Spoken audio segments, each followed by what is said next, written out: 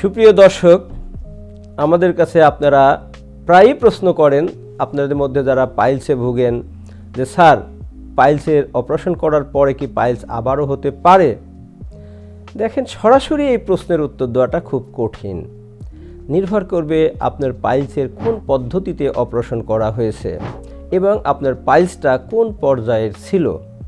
তবে পাইলস সাধারণত প্রাথমিকভাবে 3টা জায়গায় হয় এবং যদি আমরা এক্সিশনাল হেমোরয়েডেক্টমি করি ওই 3টা পজিশনেই, তাহলে সেই 3টা পজিশনে সাধারণত আর পাইলস হওয়ার সম্ভাবনা থাকে না।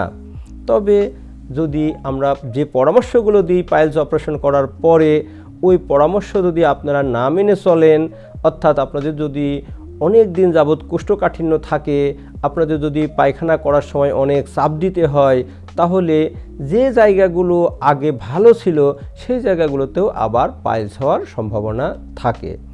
আশা করি আপনাদের মধ্যে যাদের পাইলসের অপারেশন হয়েছে, আপনাদের চিকিৎসক অপারেশনের পরে যে পরামর্শগুলো দিয়েছেন এই পরামর্শগুলো আপনারা মেনে চলবেন, তাহলে আশা করি ইনশাল্লাহ আপনারা পাইলস থেকে মুক্ত থাকবেন।